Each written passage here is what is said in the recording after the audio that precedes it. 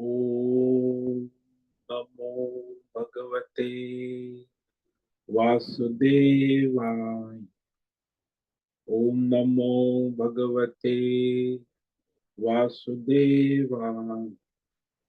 ओम नमो भगवते वासुदेवाय। ओम नमो भगवते वासुदेवाय। ओम नमो भगवते वासुदेवाय। ओम नमो भगवते वासुदेवाय। ओम नमो भगवते वासुदेवाय। ओम नमो भगवते वासुदेवाय। ओम नमो भगवते वासुदेवाय। ओम श्री परमात्मने नमो नमः। ओम गणपतये नमो नमः। ओम सं सरस्वत्यै नमो नमः। ओम गुरुभ्यो नमो नमः। ओम सहनाववतु सहनौ भुनक्तु सह वीर्यं करवावहै तेजस्विनावधीतमस्तु मा विद्विषावहै। ओम शांति शांति शांति। सदाशिव समारंभां शंकराचार्य मध्यम अस्मदाचार्य पर्यन्तां वंदे गुरु परंपराम्। ओम पार्थाय प्रतिबोधितां भगवता नारायणेन स्वयं व्यासेन ग्रथितां पुराणमुनिना मध्ये महाभारतम् अद्वैतामृतवर्षिणीं भगवतीम् अष्टादशाध्यायिनीम् अम्ब त्वामनुसन्दधामि भगवद्गीते भवद्वेषिणि। वसुदेवसुतं देवं कंसचाणूरमर्दनं देवकी परमानन्दं कृष्णं वन्दे जगद्गुरुम्। नमस्ते परमं ब्रह्म सच्चिदानन्दरूपा निर्गुणाय नमस्तुभ्यम् ओंकाराय नमो नमः। सर्वे दुर्गाणि तरन्तु सर्वे भद्राणि पश्यन्तु सर्वे सद्बुद्धिमाप्नोतु सर्वे सर्वत्र नन्दतु। ओम तत्सत। ओम ओम ओम। आप सभी ऑनलाइन नेटवर्क पर उपस्थित भगवद गीता श्रवण साधकों को ऋषिकेश से हमारा आज प्रातः का अभिवादन अभिनंदन अभिवंदन। हरि ओम हरि ओम हरि ओम। हम सबको आज का यह दिव्य दिन तन मन धन जन देश काल विषय वस्तु परिस्थिति व्यष्टि समष्टि अध्यात्म भौतिक दैवी क्षेत्र सभी को अपने अपने पूर्व में अनंत जन्मों में किए हुए संचित पाप पुण्य धर्म अधर्म मिश्र सकाम निष्काम कर्मों के पके हुए फल स्वरूप वर्तमान में आज प्रारब्ध अनुसार सभी को परमेश्वरी अचिंत्य योग माया के माध्यम से प्रसाद स्वरूप में प्राप्त हुआ है। अतः आज का यह दिव्य दिन परमार्थ हेतु निष्काम सेवा यज्ञ देव यज्ञ ऋषि यज्ञ पितृ यज्ञ मानवता यज्ञ भूत प्राणी यज्ञ सात्विक दान शारीरिक वाचिक मानसिक तप निष्काम कर्म योग ध्यान योग भक्ति योग ज्ञान योग साधना स्वाध्याय वेद शास्त्रों का अध्ययन अध्यापन उपासना आराधना के लिए समर्पित करे और करवावे। अत्यंत दुर्लभ मनुष्य जीवन की प्रत्येक क्षण को परमार्थ हेतु सार्थक करे और करवावे। आज विक्रम संवत 2081 पौष मास कृष्ण पक्ष की चतुर्दशी तिथि है। सायं 7:35 तक। उसके बाद अमावस्या मौनी अमावस्या पितृ अमावस्या लग जाती। आज है पूर्व आषाढ़ नक्षत्र जो सुबह 8:57 तक है। उसके बाद उत्तर आषाढ़ नक्षत्र लग जाता। आज है मंगलवार शनि देव की आराधना उपासना, हनुमान जी की आराधना उपासना का दिन है। और शिशिर ऋतु चल रही है। या ऋषिकेश का रात्रि का न्यूनतम तापमान 8 डिग्री रहा और दिन का अधिकतम तापमान 24 डिग्री। वायु की गति 5-6 किलोमीटर प्रति घंटा चल रही।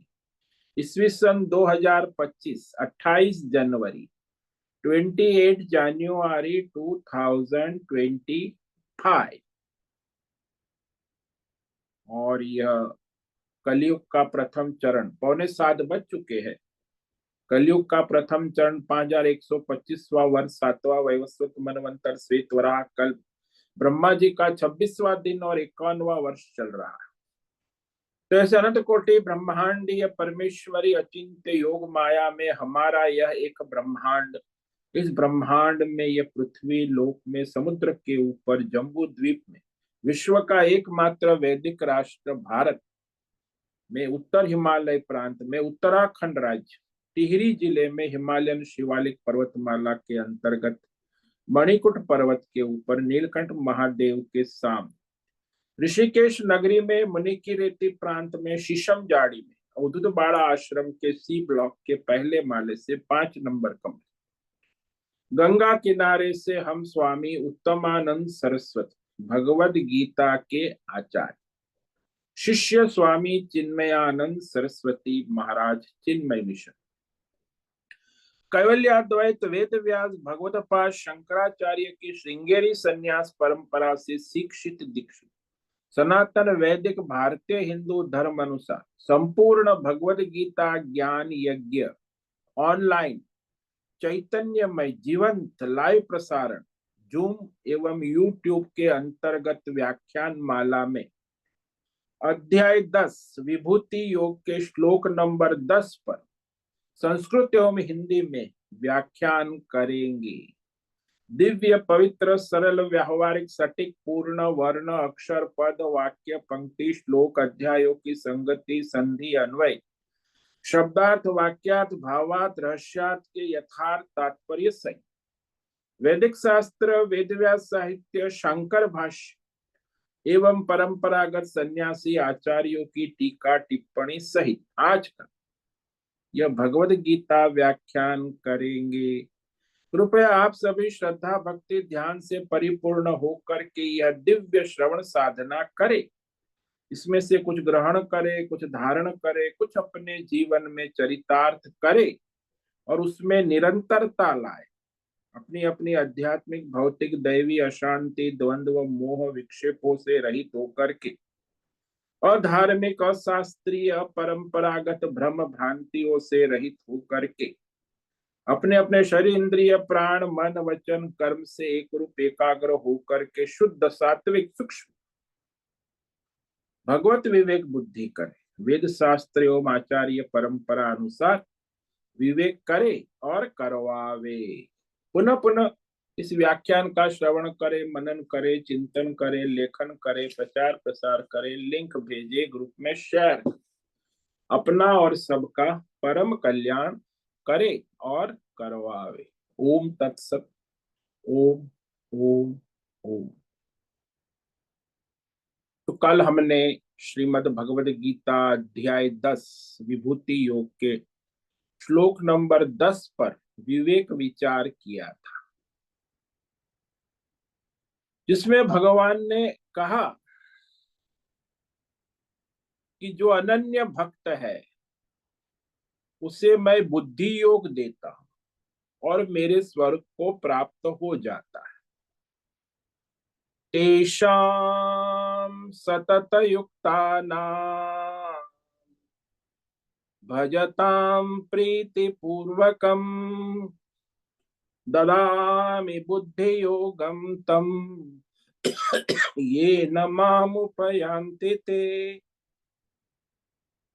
तेषाम, जो निरंतर भक्ति में लगे, अनन्य भक्त, निरंतर, सतत युक्ता नाम, निरंतर सदा सर्वत्र सब, निष्काम भक्ति, अनन्य भक्ति और प्रीति पूर्वकम, भजताम, निष्काम कर्म योग, ध्यान योग, भक्ति योग, इसको भजन कहते। निष्काम कर्म योग, ध्यान योग, भक्ति योग, ज्ञान योग से भजन करता है, यानी भगवान की सेवा में लगा रहे। तो ऐसे जो निष्काम कर्म योगी, ध्यान योगी, भक्ति योगी, ज्ञान योगी है, उसको भगवान कहते हैं बुद्धि योगम ददामी, उनको मैं परमार्थ तत्व ज्ञान रूपी बुद्धि योग यानी भगवत बुद्धि योग देता। आत्म बुद्धि, भगवत बुद्धि, और उस भगवत बुद्धि से वह माम उपयांति, मुझ परमात्मा के स्वरूप को प्राप्त होते हैं, एक रूप होते, यानी अभी उसमें जीव भाव समाप्त हो जाता, परमात्मा में स्थिति हो जाती, परमात्मा स्वरूप हो जाती, सदा सर्वत्र सब परमात्मा है, वो भी मैं स्वयं ही हूं, सब मैं ही हूं। पहले उसको सब भगवान है ऐसा होता है, लेकिन जब वो परमात्मा विशेष बुद्धि देते हैं तो उसको लगता है ये सब मैं ही हूं, मेरे सिवा कुछ है ही, स्वयं मैं परमात्मा स्वरूप। यानी संसार में कहीं भी भेद भ्रम नहीं रहता है, यही भगवत प्राप्ति, सारे भेद भ्रम, सब मैं हूं, परमात्मा स्वरूप। तो इस प्रकार, लेकिन वो निष्काम भक्ति योग, विवेक वैराग्य संपन्न परम भक्ति होती है, जब होता है तब भगवान ने कहा अहम बुद्धि योगम ददामी, उसको भगवत बुद्धि योग, बुद्धि योग का मतलब है भगवतमय बुद्धि योग। बुद्धि या भगवताकार निश्चयात्मिका अखंड परमार्थ वृत्ति, जो परमात्मा विषयक निश्चयात्मक दृढ़ बुद्धि है ना, कि परमात्मा के सिवा कुछ है ही नहीं, ऐसी भगवत बुद्धि को यहाँ भगवान ने बुद्धि योग कहा, भगवतमय बुद्धि। और वो भगवतमय बुद्धि में वो मैं स्वयं ही परमात्मा स्वरूप हूं, स्वयं उसको बोध होता है, यथार्थ बोध हो जाना कि मैं ही स्वयं परमात्मा, परमात्मा ही ये सब, संसार में मेरे सिवा कुछ है ही नहीं। ऐसी परमार्थ बुद्धि, भगवत बुद्धि, इसी को भगवत बुद्धि योग कहते। वो भगवान ने कहा कि मैं देता हूं, बुद्धि योग को देने वाला मैं स्वयं हूं। क्यों? भगवान को उसकी अनन्य भक्ति से प्रसन्न हो जाए, निष्काम भक्ति, धर्म योग, ध्यान योग, भक्ति योग, ज्ञान साधना से भगवान प्रसन्न हो जाए, तो परमात्मा का सदा सर्वत्र सब में तत्व दर्शन उसे हो जाता है। वास्तव में परमात्मा तत्व जैसा है वैसा उसकी बुद्धि में प्रकाशित हो जाता है तत्वतः। यद्यपि जब वो साधक होता है तो उसकी परमार्थ उपासना में जीव भाव रहता है कि मैं उपासक हूं और वो परमात्मा उपास्य है।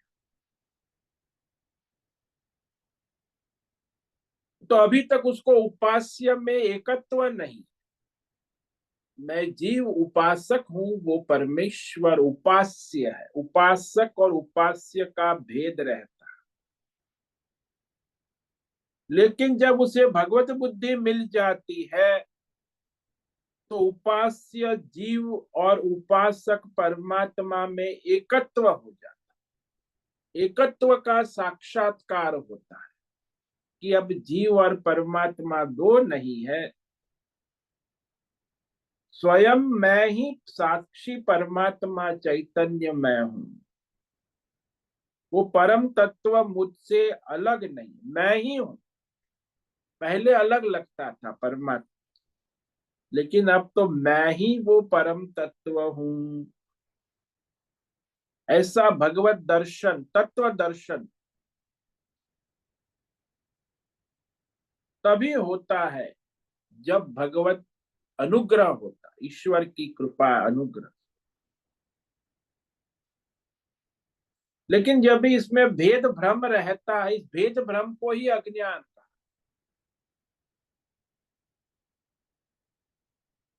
तो यहाँ वेद शास्त्रों में हमारा आचार्य परंपरा जिसमें अज्ञान कहा जाता है ना, ये भेद भ्रम ही अज्ञान। मैं दूसरा हूं, वो दूसरा है, मैं जीव हूं, वो परमेश्वर है, यही अज्ञान। और अज्ञान से फिर सारा संसार चलता है, कामनाएं उत्पन्न होती, कर्म होते हैं, फल होते, संसार चक्र चलता। अब ये अज्ञान ऐसा है ना कि मनुष्य सोचता है कि मैं सत्संग कर रहा हूं, मुझे ज्ञान हो रहा है, लेकिन वो ज्ञान सुन रहा है, विवेक हो रहा है, लेकिन उसमें अभी स्थिति नहीं बन पा रही। कई बार सुनते हैं, ध्वनि सुनाई देती है, लेकिन उसका अर्थ समझ में नहीं, अबोध नहीं हो। जैसे मैं आपको कहूं टुम्बक टू, टुम्बक टू क्या है भाई? शब्द तो सुनाई दिया, लेकिन उसका अर्थ बोध नहीं। बोले ये टुम्बकटू अफ्रीका का एक आदिवासी गांव है जहां आदिवासी लोग रहते हैं। अब टुम्बकटू कहूंगा तो आपको पता, यथार्थ ज्ञान। हाँ, टुम्बकटू अफ्रीका के एक आदिवासी गांव का नाम है। तब उसका बोध हुआ। केवल टुम्बकटू टुम्बकटू टुम्बकटू सुनने से कुछ नहीं हो। ऐसे कई लोग भगवान राम राम कृष्ण कृष्ण, लेकिन उसका तत्व ज्ञान नहीं है तो कुछ होता नहीं। हाँ, अंतःकरण शुद्ध होता है, ज्ञान नहीं। इसीलिए जो द्वैत भक्ति वाले हैं ना, उनको तत्व ज्ञान नहीं होता जब तक उसकी बुद्धि शुद्ध नहीं होती भगवत में। तो भेद बुद्धि है, ये भेद बुद्धि को ही अशुद्धि कहा, अज्ञान कहा। और हमारे वेदों में, उपनिषदों में लोग अध्ययन करते बहुत। देखो हमारे संसार में, अध्यात्म जगत में हमारे सनातन मेला लगा है, कुंभ मेला। वो सारे भेद बुद्धि, मैं इसको मानता हूं, इसको नहीं मानता, मेरे लिए तो ये भगवान है, तेरे लिए, तुम्हारे लिए ये कितने भगवान, कितने गुरु, कितने शास्त्र, कितने भेद, कितने चलता है। तो ये जो सारा जो है मंत्र उच्चारण वाणी होती है, जो भेद भ्रम से होती है ना, जिसमें भेद रहता है, द्वंद्व रहता है कि मैं जीव हूं, वो ईश्वर है, उसने जगत बनाया है, ऐसी वाणी चलती सत्संग में। यही अज्ञान।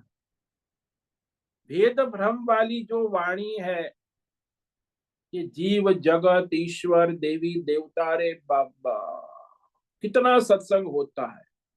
अब वहां सभी छावनियों में लाखों लोग सत्संग कर रहे हैं, लेकिन वो एकत्व का सत्संग नहीं हो। हाँ, वो केवल सत्संग है जो उनकी बुद्धि को, इंद्रियों को शुद्ध करता है, लेकिन वो परमार्थ सिद्ध नहीं करता। इसीलिए कहा कि जो यथार्थ तत्व ज्ञान है ना, यथार्थ बोध भेद भ्रम से नहीं होता, एकत्व से।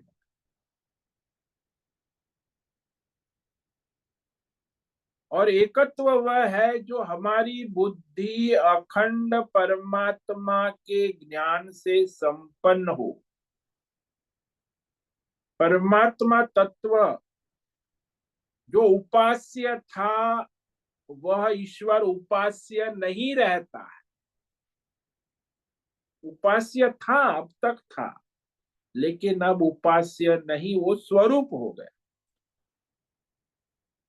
वो परमेश्वर जो अलग था वो अब प्रत्येक आत्म स्वरूप हो जाता है, कि वो स्वयं मैं ही हूं, वो दूसरा कोई नहीं है। इस प्रकार बुद्धि में प्रकाश हो, जागृति आ जाती, जान लेते हैं,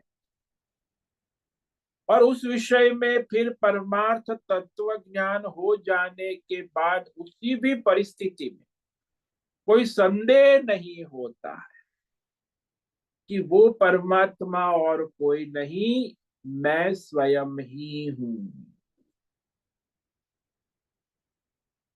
तो परमार्थ निश्चय दृढ़ होना, ये बहुत बड़ी उपलब्धि। अब ये परमार्थ निश्चय जब तक दृढ़ नहीं होता, तब तक अज्ञान से संदेह उत्पन्न रहता है। संदेह, संदेह यानी संशय जिसे कहते, भगवान ने भी गीता में कहा है, संशय आत्मा विनश्यति। जो संदेह वाला है, संशय वाला है, उसका विनाश हो जाता है ना, परमार्थ से वो पतित हो, परमार्थ में स्थित नहीं हो पाता, क्योंकि संशय आत्मा है। और ये संशय है परमार्थ में सबसे बड़ा बाधक है।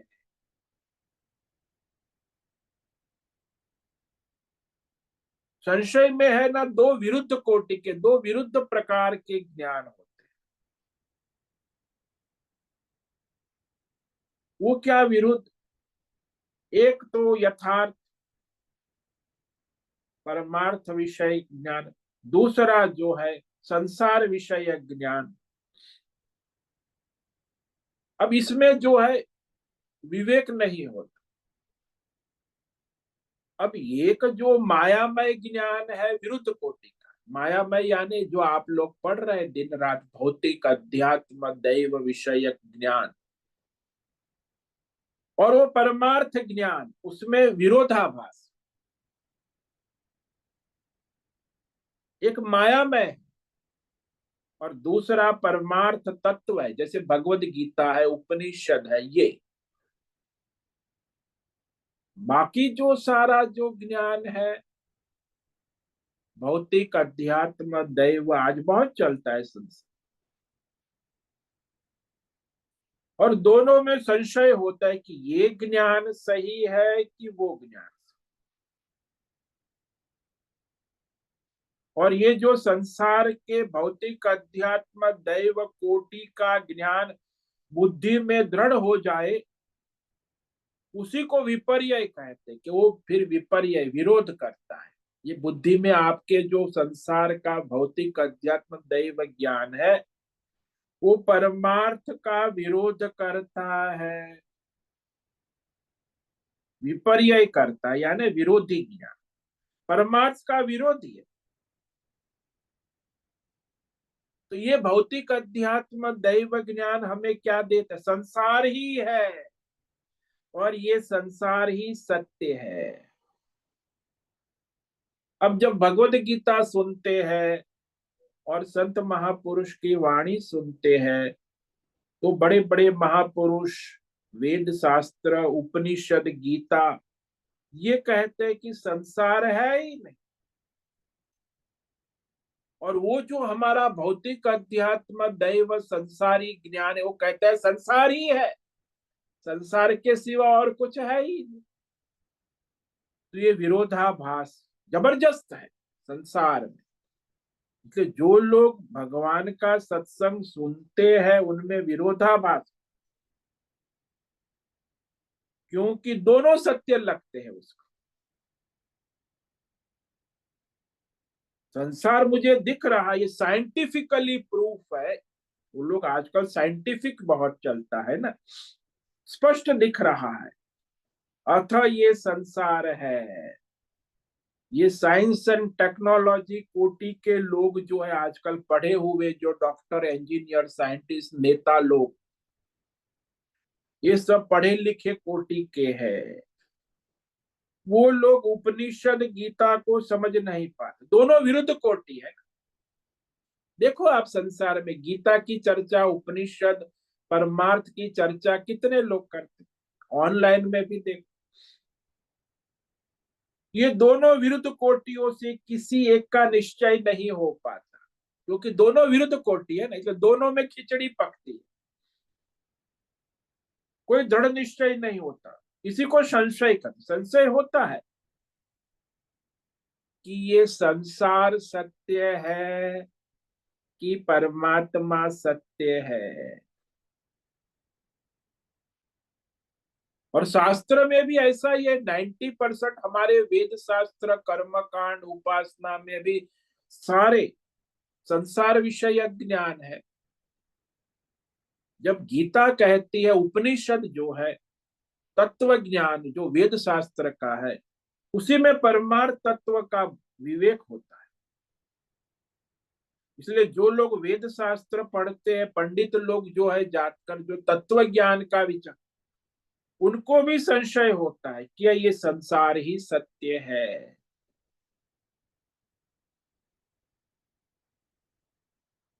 तो ये जो अनंत जन्मों से मनुष्य और बाद में समाज में रहते हैं, वहां भी आसपास सब लोग, अरे तू क्या भगवान का भजन कर रहा है, भगवान भगवान है ना, ये संसार है, भोग करो, पढ़ो लिखो, भोग करो, संसार में आए हो, संसारी बन के रहो, परमार्थी बनने की आवश्यकता नहीं। संसार आपको कोई मदद नहीं करेगा, वो सब संसारी लोग आपको कहेंगे संसारी बनो। ये संशय रहेगा, अरे मैं परमा अकेले रह जाऊं, कोई सहायक नहीं होगा, सब संसारी है आसपास, तो आपको संशय नहीं हटेगा। और एक तरफ यहाँ आप सत्संग सुनते हो तो कहते संसार है ही नहीं, ये निश्चय कैसे होगा फिर, परमात्मा के सिवा कुछ है ही नहीं, ऐसी बुद्धि स्वीकार नहीं कर, ये संशय रहता है। जैसे आप शाम को घूमने निकले हैं जंगल में, और संध्या का समय है, मंद अंधकार है, शाम का समय है, और वहां रास्ते में रस्सी पड़ी है। रस्सी को देखकर हमें समझ में आता है कि ये सांप है, सर्प है। हालांकि वहां सर्प नाम की कोई चीज है नहीं, हमें भ्रम हो गया। रस्सी का अज्ञान होने से हमने ही अपने भ्रम से वहां सर्प को देख लिया, सर्प समझ लिया कि ये सर्प है। और उस समय लगता भी है कि ये सर्प ही है, और आप दौड़ते हैं पीछे, अरे आगे मत जाना। तो आपका मित्र पीछे होता है, वो कहता है अरे क्यों डर रहा है, क्या हो गया, अरे वहां सर्प है। तो मित्र के हाथ में टॉर्च थी, लाइट। उसने कहा चला देखो कहाँ है, अरे वो मैं तो वहां सर्प नहीं। तो उसने टॉर्च दिखाई, चल मेरे साथ। मित्र ने टॉर्च लाइट से दिखाया, तो वहां रस्सी ही है। उसके बाद उसको कहा कहाँ है तेरा सर्प, अरे ये तो मेरा भ्रम था। भ्रम मिट गया। किसने मिटाया, अपने आप तो नहीं मिटता, वो वहां मित्र था, और वो टॉर्च लाइट थी, उसके द्वारा उसका भ्रम मिट गया। ये मित्र कौन है, ये आचार्य है। और टॉर्च लाइट क्या है, शास्त्र ज्ञान, वेद शास्त्र, भगवत गीता ज्ञान। तब तक ये भ्रम मिटेगा नहीं, कितना भी समझाने की कोशिश करो। सांप है, ये बात हमें नित्य रहेगी। सांप नहीं है ये स्वीकार्य नहीं। क्योंकि अज्ञान। लेकिन यदि वो मित्र ने कह दिया, टॉर्च लाइट प्रकाशित हो गई, फिर कोई भी दुनिया का व्यक्ति चाहे कितना भी समझाने की कोशिश करे कि सांप है, तो उसे स्वीकार्य नहीं होगा। हमारे ऐसे ऐसे दार्शनिक हुए वे कहते रस्सी में सांप इसलिए दिखता है क्योंकि वहां छोटा सा सांप होता है, वही बड़ा होकर दिख, भ्रम से बड़ा दिख जाता है। तो ऐसी बातें सुनकर फिर किसी को संदेह नहीं होता, क्योंकि उसने टॉर्च लाइट में अपने मित्र से स्पष्ट देख लिया कि रस्सी ही है, रस्सी में सांप का नाम निशान नहीं। वो भ्रम से, अज्ञान से प्रतीत हो रहा था। स्वयं स्पष्ट देख लेता है ना, क्योंकि साक्षात प्रमाण है, स्वयं प्रमाण है, प्रत्यक्ष प्रमाण है, यथार्थ विवेक दर्शन है, बुद्धि में सम्यक दर्शन हो गए। इसी प्रकार जिसी को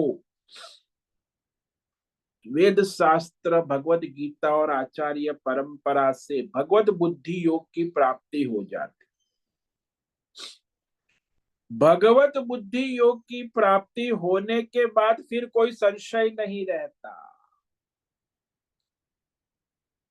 ये बात, जब तक भगवत बुद्धि दृढ़ नहीं होती तब तक संशय रहता। तो इस प्रकार सदा सर्वत्र सब में परमार्थ बोध से जो तत्व ज्ञान होता है, साक्षात जिसको कहते हैं ना साक्षात्कार, अपरोक्ष ज्ञान, अपरोक्षानुभूति हो जाती कि मैं स्वयं ही परमात्मा हूं, साक्षी चैतन्य। ये सारा का सारा भौतिक अध्यात्म दैव संसार दृश्य मिथ्या है, असत है, आभासित है, भ्रम है, कल्पना है, प्रतीत हो रहा है। तो सब संशय नष्ट हो जाते हैं, विरोधाभास भी दूर हो जाते हैं। तो इस प्रकार जिसको भगवत बुद्धि योग तत्व ज्ञान हो गया,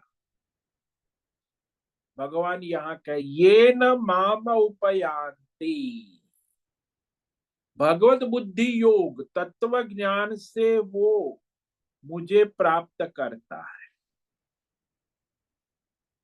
और कोई उपाय नहीं है ना। उपयांति प्राप्ति का अर्थ है अज्ञान निवृत्ति रूप परमार्थ तत्व की प्राप्ति, प्राप्तस्य प्राप्ति। आप ऑलरेडी अभी भी अज्ञान अवस्था में भी सभी परमात्मा स्वरूप ही है, लेकिन वो अज्ञान है ना, इसलिए परमात्मा को अलग मानते हैं। जब वो भगवत बुद्धि से तत्व ज्ञान होता है तो पता चलता है अरे मैं स्वयं ही वो परमात्मा तत्व हूं। हमारे शंकराचार्य महाराज कहते हैं माम परमेश्वरम आत्मभूतम आत्मतत्वेन उपयांति प्रतिपद्यन्ते। वैसे वो पहले ही परमात्मा स्वरूप है, लेकिन अज्ञान भ्रम से वह जीव भाव में भटक रहा है कि मैं जीव हूं। और अज्ञान हटने से, तत्व ज्ञान बोध होने से जीव भाव नष्ट हो जाता है और आत्मा भाव में स्थिति आ जाती, प्राप्तस्य प्राप्त। तो इस प्रकार वह अज्ञान से मुक्त हो जाता। अज्ञान से मुक्ति ही मुक्ति है, अपने आत्म स्वरूप में स्थिति तो है ही, लेकिन उसे ढक कर रखा है अज्ञान ने। जैसे सूर्य तो प्रकाशित हो रहा है, लेकिन उस सूर्य को बादलों ने ढक के रखा है। तो अज्ञान रूपी बादल जो है वो क्या है? ये भौतिक ज्ञान, अध्यात्म ज्ञान, दैवी ज्ञान, ये सारे मायामय ज्ञान के बादल इतने गहरे हैं कि वो आत्म तत्व को ढक देते हैं। अब आपको बुद्धि को साफ करना, तो बुद्धि में जो ये बादल लगे भौतिक ज्ञान के, अध्यात्म, उससे बराबरी करते, ये भी बड़ी मूर्खता है। परमार्थ ज्ञान को भौतिक ज्ञान साइंटिफिकली प्रूव कर, फिर ये योगिक पद्धति से आध्यात्मिक ढंग से प्रूव कर, या देवी देवताओं से अरे भाई, वो परमार्थ भौतिक अध्यात्म दैव ज्ञान का विषय नहीं है। परमार्थ केवल परमार्थ का ही विषय है। परमार्थ तत्व ज्ञान से ही परमार्थ होगा, और किसी ज्ञान से तो भ्रमित हो जाए। इसीलिए अज्ञान भ्रम जो है ना, कि मैं जीव हूं और ये भौतिक अध्यात्म दैव संसार ही सत्य है, यही अज्ञान। कितना बड़ा अज्ञान है! मैं जीव हूं, ये संसार भौतिक यही सत्य है, तो परमात्मा का बोध कैसे होगा? इसीलिए भगवान ने प्रतिज्ञा की, जो निरंतर वेद शास्त्र आचार्य परंपरा से परमात्मा तत्व का विवेक करता, श्रद्धा भक्ति से श्रवण करता है, मनन कर लगे हुए, तो उसे परमार्थ तत्व समझकर निरंतर उसी परमार्थ तत्व का चिंतन करते करते वो परमार्थ तत्व में स्थिति हो जाती, क्योंकि उन्होंने परमार्थ को अपना जीवन समर्पित कर चुके हैं। जो समर्पित है, जो निष्काम है, जो भगवान को संपूर्ण समर्पित होकर अपना स्वधर्म कर्म सेवा भक्ति करते हैं, तो साक्षात परमार्थ तत्व ज्ञान भगवान की कृपा से होता, ये बात निश्चित है। इसलिए तो हमारे जो संत है, शंकराचार्य है, मीरा है, कबीर है, तुलसी है, कोई भी संत महापुरुष सिद्ध का आप चरित्र, जीवन चरित्र पढ़ो, आपको पता चलेगा कि उनका जीवन समर्पित रहा है, निष्काम रहा है। उसने अपने स्वार्थ, संसार, अहंकार, कामना से प्रेरित कुछ नहीं किया, केवल भगवान से प्रेरित अपना स्वधर्म किया, तो उनको भगवान का अनुग्रह हुआ। भगवान ने उसे परमार्थ तत्व ज्ञान दे दिया। बुद्धि योगम ददामी, परमार्थ तत्व का बुद्धि, वो वह परमात्मा जो सदा सर्वत्र सब में उपस्थित है, उसे जानना, वही उसका स्वरूप, यानी ब्रह्मवित ब्रह्मैव भवति, परमात्मा के तत्व ज्ञान से ही वो परमात्मा स्वरूप हो जाता। वो कैसे हुआ? बोले अनन्य भक्ति, प्रीति पूर्वक भगवान का निष्काम, देखो केवल निष्काम, और कोई कर्म नहीं काम करे, निष्काम कर्म योग, ध्यान योग, भक्ति योग को ही भजन कहते। बाकी आजकल जो धंधा चल रहा है दुनिया में भजन का, ये कोई भजन भजन नहीं है, धंधा है। जो निष्काम होगा वही भजन होगा, सकाम होगा वो अपनी कामना पूरी करेगा, लेकिन वो भगवान का भजन नहीं होगा। भजन करने वाले को भगवत बुद्धि की प्राप्ति बताई। और कौन कर सकता है? जो निष्काम है वही अनन्य भक्ति कर सकता है। आप संसार में भी देखो ना भाई, आपकी पति है, पत्नी है, यदि कामना है, अब तो लड़ाई झगड़ा होता रहेगा। तो निष्काम पति अपने पत्नी को समर्पित है, पत्नी पति को तो कोई लड़ाई झगड़ा नहीं है। वो भी निष्काम अपनी पत्नी की सेवा में लगा है, वो भी पत्नी निष्काम भाव से पति की। लेकिन जब दोनों कामना वाले हैं तो लड़ते रहे, भक्ति नहीं हो।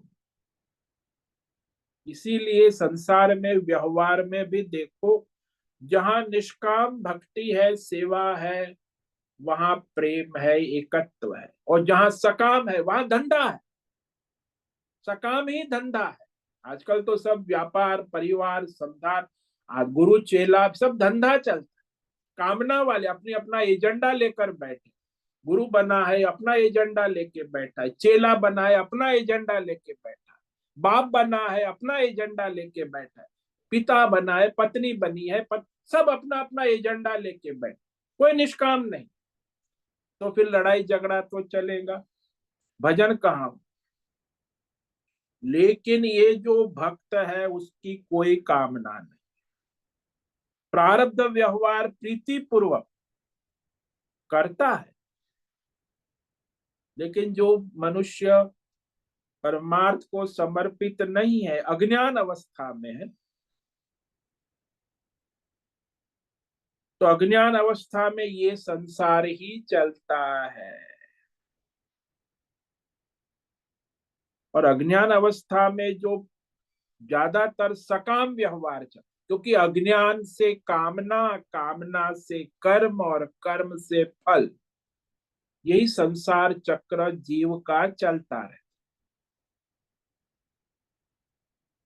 परमात्मा को समर्पित हो जाएगा तो कामना रहित हो गया, तो फिर परमार्थ के ज्ञान में आ गया, तो फिर परमार्थ शुरू होता है, नहीं तो नहीं हो। कामना से अज्ञान ही चलता रहेगा और अज्ञान से संसार व्यवहार।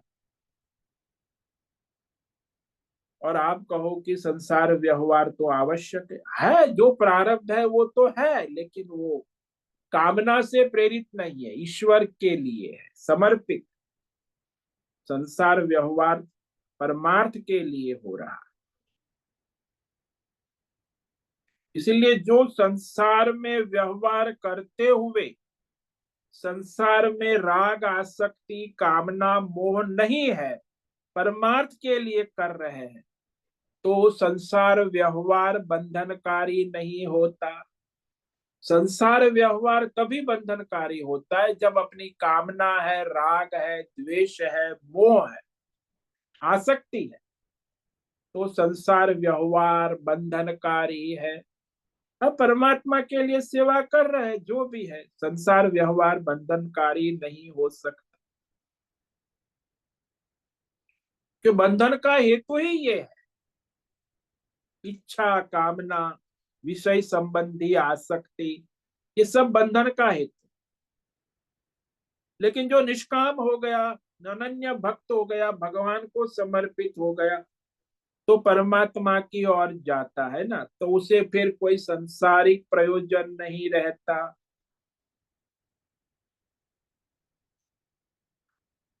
तो परमात्मा को ही अपना सर्वस्व समर्पित कर देता, और उसे हमेशा ये ज्ञान भान रहता है कि मैं परमात्मा की सेवा में हूं। तो ऐसा जो भगवान का सेवक है, स्वयं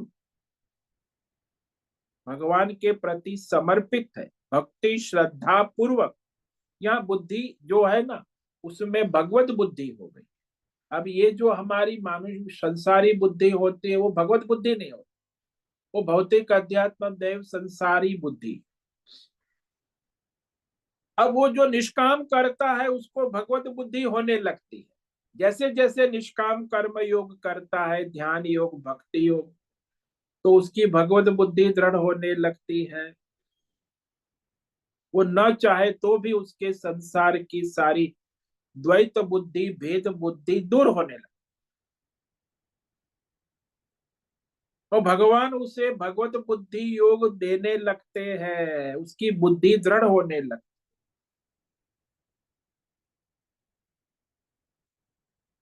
क्योंकि भक्त भले भी कुछ न चाहे, भगवान उसके ऊपर अनुग्रह करते, वो नहीं चाहता, तो भगवान उसको विशेष अनुग्रह। और इस तरह भगवत बुद्धि की दृढ़ता होने से वो परमार्थ में आगे, तो उसका संसार का बंधन समाप्त हो जाता। संसार के सारे द्वंद्व जो है, भौतिक अध्यात्म दैव, ये सारे द्वंद्व समाप्त हो। वो तो अनन्य भक्त है ना, सतत परमात्मा से जुड़ा हुआ है। इसीलिए जैसे कोई राजा है और राजा से जो जुड़ी हुई रानी साहिबा है, उसकी सारी समस्या का समाधान हो जाता। रानी साहिबा को हॉस्पिटल जाना है तो उसे वहां लाइन में पर्ची लेके खड़ा नहीं रहना पड़ता, तो रानी साहिबा के लिए सब तैयार है, क्योंकि रानी साहिबा है।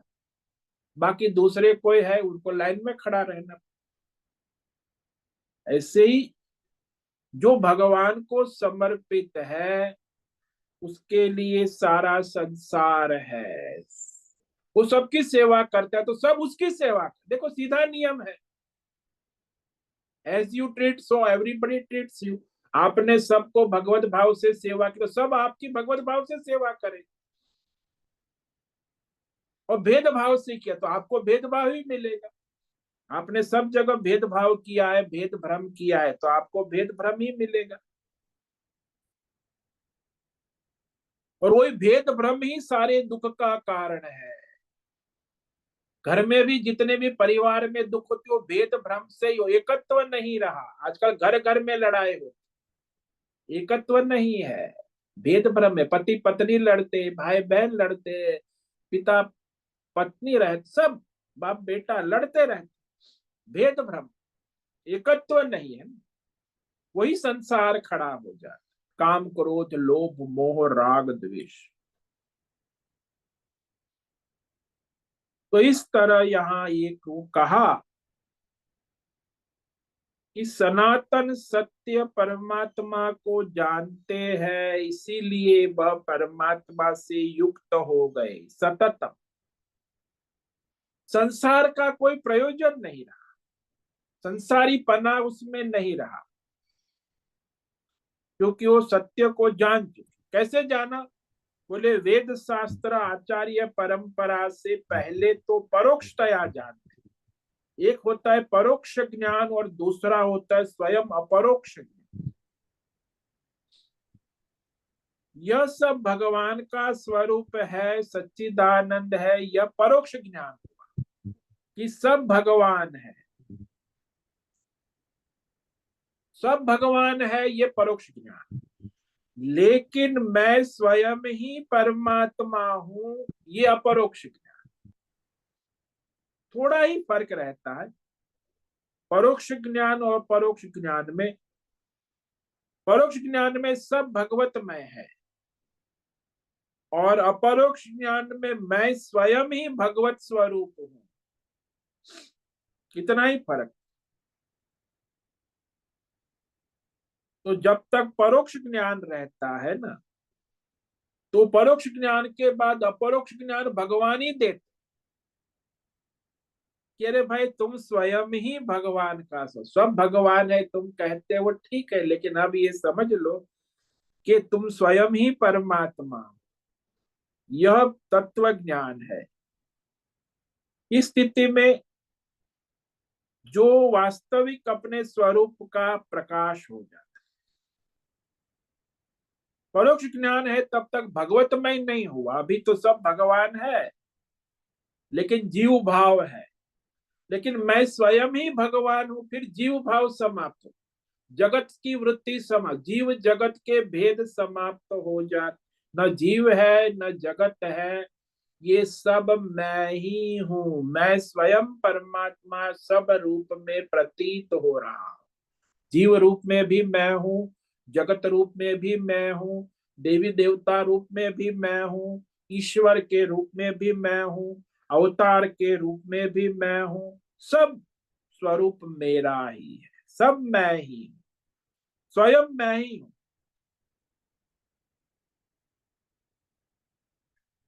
तो ये वास्तविकता का बोध हो जाता है, परमार्थ बोध सिद्ध हो जाता है। फिर इस तरह होने के बाद मैं स्वयं ही परमात्मा हूं, मेरे अतिरिक्त परमार्थ तो कुछ भी नहीं है। तो परमार्थ तो सब मैं ही हूं। यह अपरोक्ष ज्ञान हो गया। इसी को बुद्धि योग कहते, कि सतत भगवत बुद्धि योग से भगवान उस पर अनुग्रह करते हैं। इसीलिए कहा इस श्लोक में, ये न ते माम उपयांति, इस प्रकार की भगवत बुद्धि तत्व ज्ञान से वो मेरे स्वरूप को प्राप्त होते हैं। जैसे नदी है, वो समुद्र को मिलकर समुद्र हो जाती है, फिर नदी नदी नहीं रहती। इसीलिए जीव परमात्मा मैं होने से जीव जीव नहीं रहता, परमात्मा स्वरूप हो जाता है। तो इस रहस्य को, जो भगवत दर्शन को प्राप्त हो जाता है, तो कैसे होता है? इसी रहस्य को और भी भगवान आगे के श्लोक में कहते, श्लोक नंबर 11, कैसे भगवतमय हो जाता है। तेषामेवानुकंपार्थम अहम अज्ञानजं तमः नाशम्या नाशयाम्यात्म भावस्थो ज्ञान दीपेन भास्वता।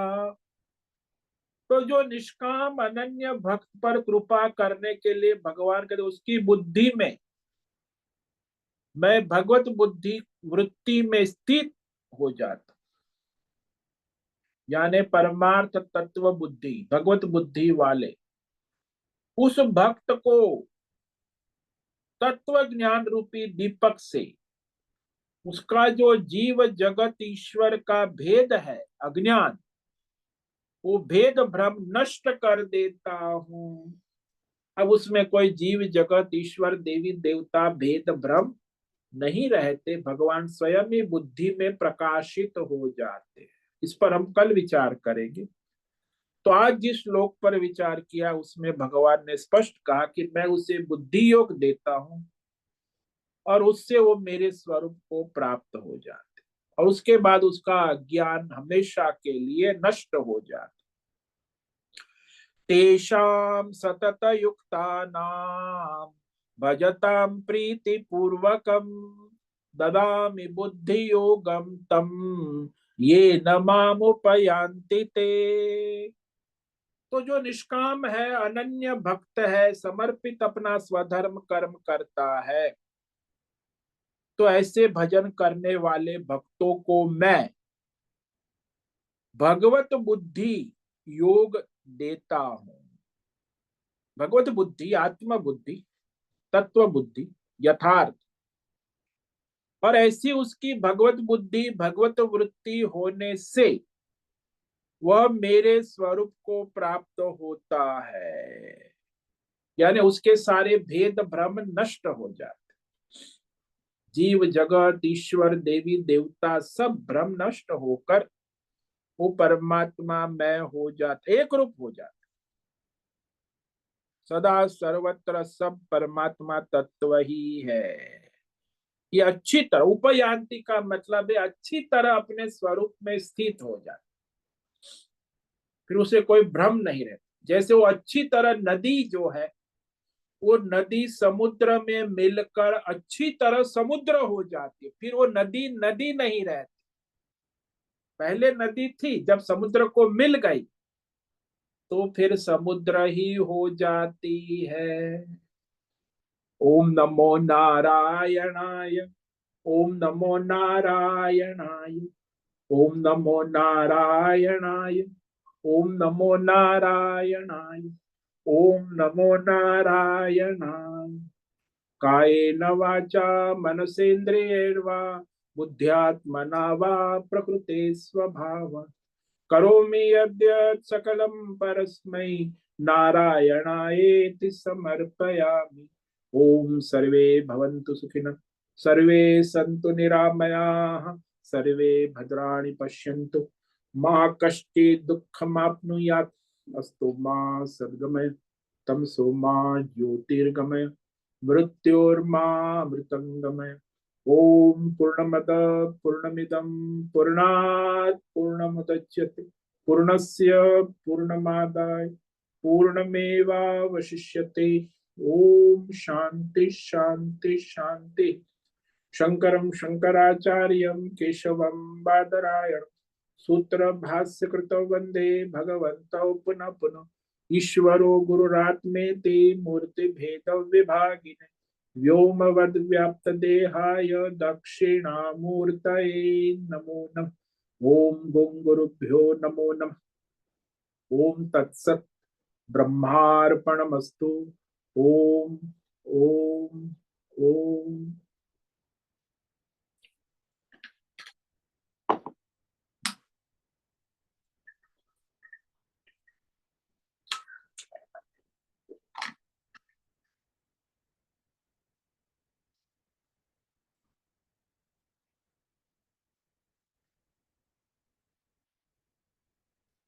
ओम नमो नारायण स्वामी जी। हाँ शर्मा जी बोलिए।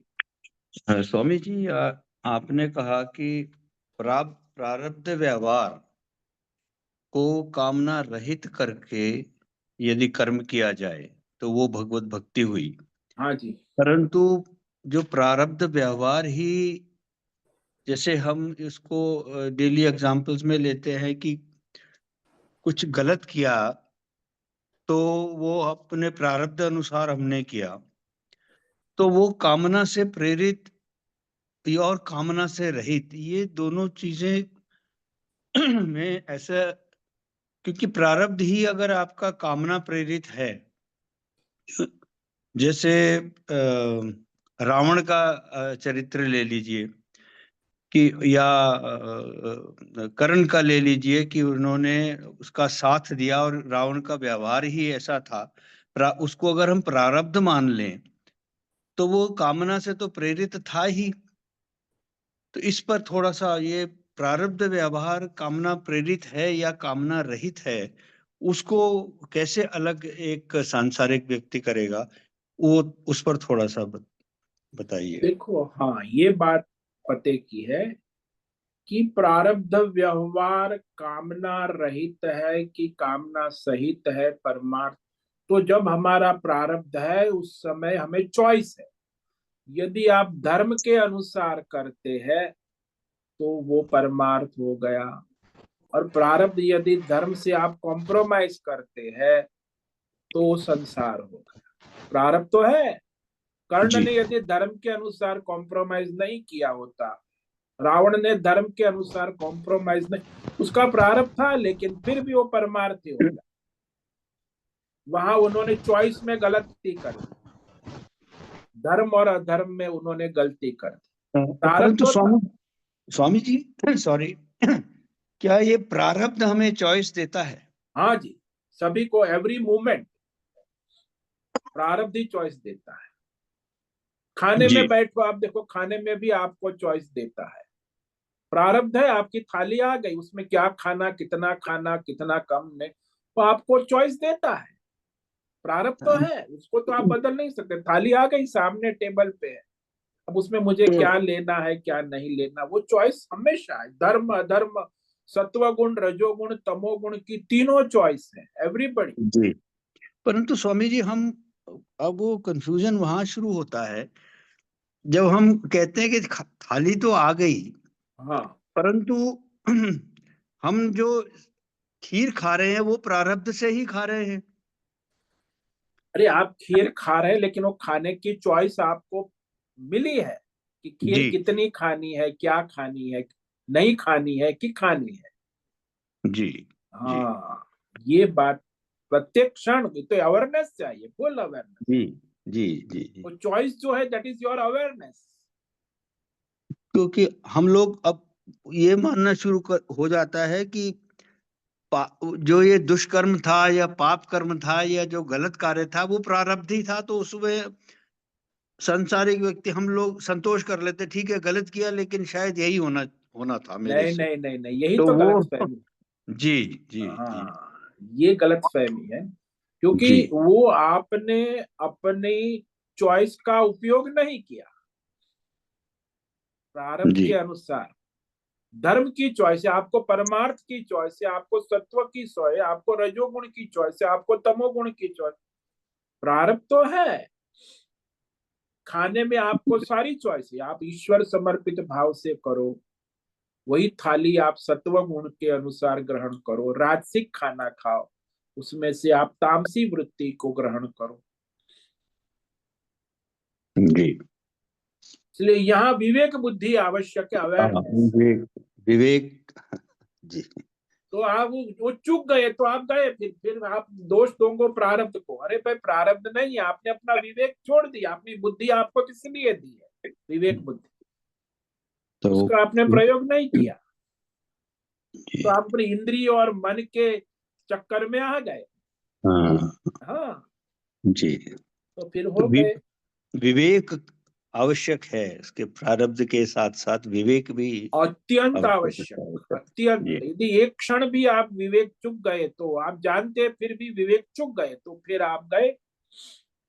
हम्म। जी स्वामी जी। जी स्वामी जी। ओम नमो। बड़ा हाँ अंतर है जी, हाँ, बड़ा ध्यान। विवेक और प्रारब्ध के साथ ही जो व्यवहार। हाँ, सूक्ष्मता से विवेक करके वही व्यवहार, तब जाके। पर नहीं तो आप चलते ही जाओगे अपना प्रारब्ध को, धर्म अधर्म पाप पुण्य द्वंद्व में घूमते रहोगे। तो हर हर कार्य में आपका विवेक आवश्यक है। हर क्षण, हर प्रारब्ध के क्षण, साथ। हर कार्य में, हर क्षण। एक क्षण भी आप लापरवाही करोगे तो जाओगे। जैसे पहाड़ जी। चढ़ रहे, तो हमें हर क्षण विवेक रखना है कि एक एक पत्थर को देख। एक जी। क्षण भी लापरवाही की तो हम सीधे वो पहाड़ से नीचे गिरे। जी स्वामी, बहुत धन्यवाद स्वामी जी। ओम नमो नारायण। ओम नमो नारायण।